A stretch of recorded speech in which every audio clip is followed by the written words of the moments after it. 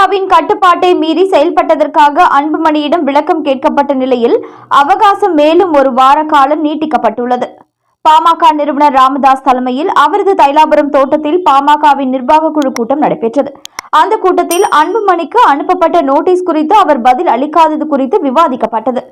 அன்புமணி மீது 16 குற்றச்சாட்டுகள் முன்வைக்கப்பட்டு அவற்றுக்கு ஆகஸ்ட் 31ஆம் தேதிக்குள் நேரடியாகவோ அல்லது எழுத்துப்பூர்வமாகவோ விளக்கம் கேட்கப்பட்டது. ஆனால் அவர் தரப்பிலிருந்து எந்த விதமான விளக்கமும் வழங்கப்படவில்லை. இந்த நிலையில் இன்று நிர்வாக குழு கூட்டம் நடைபெற்றது. அதில் அடுத்த கட்ட நடவடிக்கை குறித்து விவாதிக்கப்பட்டது. அந்த கூட்டத்தின் முடிவில் பாமக நிறுவனர் ராமதாஸ் செய்தியாளர்களை சந்தித்தார்.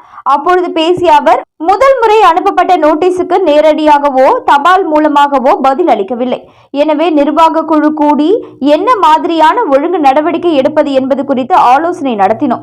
அந்த வகையில் மேலும் ஒரு வார காலம் அவகாசம் கொடுக்கலாம் என்று முடிவு செய்யப்பட்டுள்ளது. செப்டம்பர் 10ஆம் தேதிக்குள் 16 குற்றச்சாட்டுகளுக்கு நேரடியாகவோ அல்லது எழுத்துப்பூர்வமாகவோ விளக்கம் அளிக்க வேண்டும். ஒருவேளை மீண்டும் விளக்கம் அளிக்கப்படவில்லை என்றால் நிர்வாக குழு கூடி ஒழுங்கு நடவடிக்கையை மேற்கொள்ளும் என்று கூறினார். ஒருவேளை மீண்டும் அன்புமணி விளக்கம் அளிக்கவில்லை என்றால் என்ன நடவடிக்கை எடுப்பீர்கள் என்று செய்தியாளர்கள் கேள்வி எழுப்பிய போது போக போக தெரியும் என்று கூறினார்.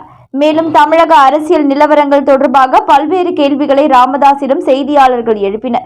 நாளை நடைபெறும் பத்திரிகையாளர் சந்திப்பில் அது குறித்து பேசுகிறேன் என்று முடித்துக் கொண்டார். மேலும் இது போன்ற முக்கிய செய்திகளை உடனுக்குடன் நீங்க தெரிஞ்சுக்கணும்னா நியூஸ் இன்ஃபோ தமிழ் சேனலை சப்ஸ்கிரைப் பண்ணிக்கோங்க.